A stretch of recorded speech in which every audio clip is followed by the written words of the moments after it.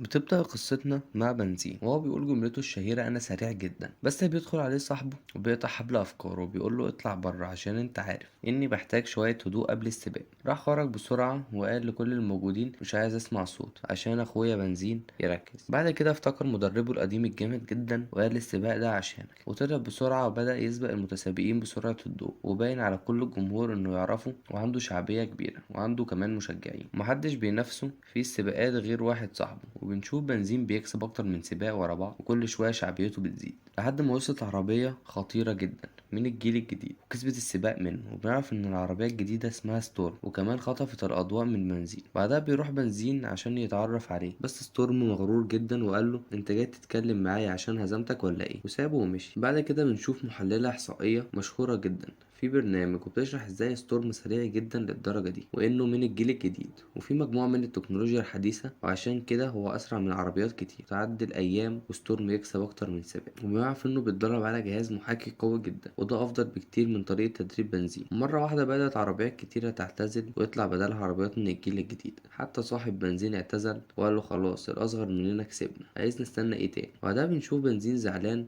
وهو بيشوف كل العربيات بقت من الجيل الجديد، وبدأ السباق وفضل بنزين يعافر ويتعافى على نفسه لحد ما الكاوتش بتاعه فرقع، فقد السيطرة وعمل حادثة جامدة جدا ورجع للقرية مرة تانية. فضل أكتر من شهرين بعيد عن السباقات، وستورم بقى بطل السباقات وملوش أي حل. بعدين بننتقل عند بنزين وهو بيتفرج على مدربه القديم وهو بيتسابق زمان وبيفتكر اللي حصل له وإنه حصل معاه نفس الحادثة. ودخلت عليه سالي وقالت له عامل إيه يا بطل؟ رد وقال لها بطل إيه بقى؟ ردت وقالت له لا لسه بطل وهنرجع ونكسر الدنيا. رد بنزين وقال لها لازم فكرة جديدة وإلا الرجوع ملوش لازمة. وجات له فكرة وطلع وكلم صحاب الشركة الراعية بتاعته وقال لهم أنا محتاج أتدرب بالطريقة الجديدة. ردوا تعالى أنت بس وفي مركز تدريب جديد وهنخرب الدنيا. راحوا صحابه بسرعة وجهزوه عشان يسافر، وقبل ما يمشي ودع كل الناس وركب الشاحنة عشان يبدأ مرحلة تدريبه الجديدة. وفضل أيام في الطريق لحد ما وصل لمركز التدريب اللي فيه كل التقنيات الحديثة. أول ما دخل شاف صحاب الشركة بتاعته وسلم عليهم وقال لهم المكان ده جامد جدا، انتوا عملتوا كل ده ازاي؟ ردوا قالوا له الصراحة احنا بعنا الشركة. ولما سألهم عن السبب ردوا قالوا له حسينا انك محتاج امكانيات كتير ومش هنعرف نجيبها فقلنا نضحي عشانك، واللي اشترى الشركة من اكبر المعجبين بيه. بعدها بنزين شاف كل ذكرياته متعلقة على جدار وفرح جدا من شكلها، وقابل صاحب الشركة واخده المكان التدريب الجديد وهو جهاز المحاكي وده مش موجود عند اي حد.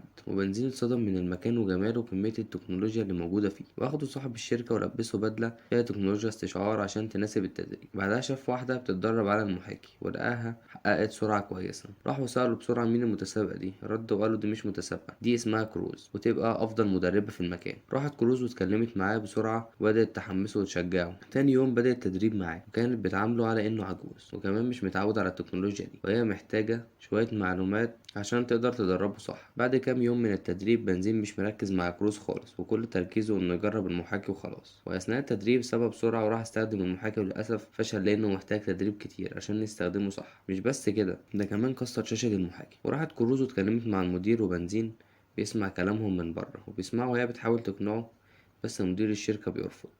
بعدها دخل بنزين والمدير اتكلم معاه وكان عايزه يعتزل السباقات ويركز في بيع منتجات الشركة، ولكن بنزين بيرفض وبيقنعه يتدرب ويشارك في السباق اللي جاي، ولو خسر هيعتزل وهيبيع كل المنتجات، ولو كسب هو اللي هيحدد يعتزل امتى. وراح يتدرب على شاطئ البحر وشاف كروز وهي جاية وقال لها انا مش هتدرب على الجهاز الغبي ده، انا عايز اتدرب هنا، انا بلاقي نفسي في الرملة. وبدأ يتدرب بس كان عايز يعرف سرعته قد ايه. راحت كروز بدأت تشغل المستشعر بتاعها بس كان لازم تكون قريبة منه عشان يشتغل، ولكنها معرفتش تمشي على التربة الرملية. ورجع بنزين وبدأ يعلمها تتحرك ازاي على التربة دي وكل شوية تخبط ويرجع يعلمها من جديد لحد ما مشيت معاه وسجل سرعته القصوى 198، بس برضه سرعته أقل من ستورم. بعدها بنزين شاف يافطة مكان ومن هنا جات له فكرة جامدة جدا وهي إنه يروح هناك عشان يتدرب في حلبة ترابية. وبعد ما قطعوا مسافة كبيرة وصلوا للحلبة وتنكر بنزين عشان الصحافة متعرفش حاجة وطلعت حلبة من نوع تاني وهي إنهم بيكسروا بعض مش بيتسابقوا. وفي نص السباق بنزين أنقذ كروز وبالصدفة عربية محملة مية كشفت تنكر بنزين للناس كلها واتفضل واضح انه كان في الحلبة دي. بعدها هرب من المكان بسرعة وسمع كروز وهي بتتكلم وفرحانة بالكاس اللي اخدته. بعد ما بنزين سمع كل كلامها اتعصب جدا وقال لها انا ما عنديش فرصة وسرعتي بقالها شهر ما اتغيرتش ومش عارف اعمل حاجة، لا وكمان بحاول انقذ المدربة بتاعتي. بعد ما خلص كلامه كروز زعلت ووقفت الشاحنة ونزلت وزعقت لبنزين وقالت انت فاكر ان عايزة ابقى مدربة ولا ايه؟ انا طول حياتي بتفرج عليك وكل حلمي اكون متسابقة زيك. وبدأت تحكي له عن اول سباق ليها وازاي فشلت ومن وقتها وهي قررت تبقى مدربة وما تدخلش اي سباق مرة تانية. وقالت له انا هرجع مركز التدريب وسابته ومشيت. بعد كده بنشوف بنزين وهو بيتفرج على برنامج وبيعرف ان ستورم محقق اسرع رقم في العالم على حلبة السباق وخاف جدا وشاف المحللة وهي بتقول ان فرصة بنزين في السباق اقل من 1%.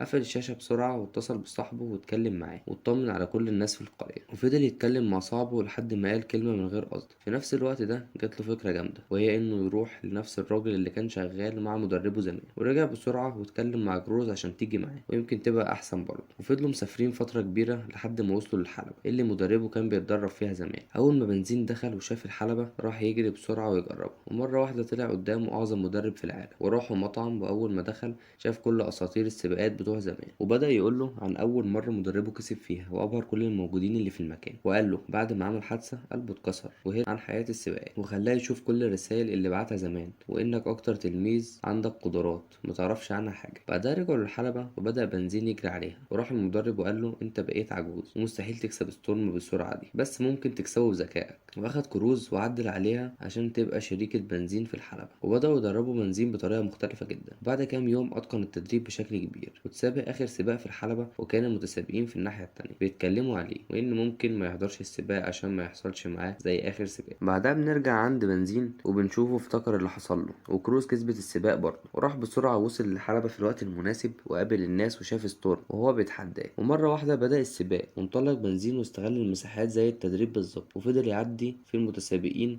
واحد ورا التاني. وفي نص السباق بنزين سمع مدير الشركة وهو بيخلي كروز ترجع مركز التدريب ولما بتقول له انا عايز اشوف السباق رد وقال لها انت مدربة مالكيش دعوة بالكلام ده. بعدها بنزين كلم المدرب وقال له رجع كروز هنا بسرعة انا محتاجها. وفعلا المدرب كلمها ورجعت بسرعة البرق. واول ما بنزين رجع عشان يغير الفرد بتاعته قال لهم غيروا لكروز بسرعة كبيرة انا بدأت السباق وهي اللي هتخلصه. وبدأت كروز السباق وكانت متوترة جدا لحد ما بنزين مسك السماعة وكلمها وهو اللي شجعها. جمعت كل قوتها وفضلت تعدي من المتسابقين بسرعة البرق لحد ما ستورم استخدم الخدعة بتاعته وقال لها اعملي اللي انت عايزاه برضه مش هتبقي متسابقة زينا. وقدر يأثر عليها وبدأت سرعتها تقل. في الوقت ده بنزين اتكلم معاها وشجعها وسرعت بسرعة وفضلت ماشية ورا ستورم فترة كبيرة وقبل ما تعدي منه خبطها وعملت حركة لولبية مجنونة في الجو وطارت من فوق وكسبت السباق. والناس كلها اتفاجئت وبدأت تشجعها وتنادي باسمها. وبعد ما خلصت راح مدير الشركة وقال لها من النهاردة هتتسابق باسم الشركة بتاعتي. ردت وقالت له مفيش الكلام ده انا استقلت خلاص. راح بص البنزين وقال له خلاص بكرة تكون عندي عشان نصور أول إعلان. بس الحظ كان مع بنزين وبان إن المركز الأول هو بنزين وكروز مع بعض وبكده يكون المدير ملوش حاجة عنده. بعدها راح بنزين وأخد كروز وعملوا سباق زي ما حصل زمان مع مدربه القديم وباللي عمله ده يكون كمل مسيرة مدربه القديم. وبكده يكون خلص فيلمنا النهاردة. لو عجبكم الملخص ما تنسوش اللايك والاشتراك في القناة.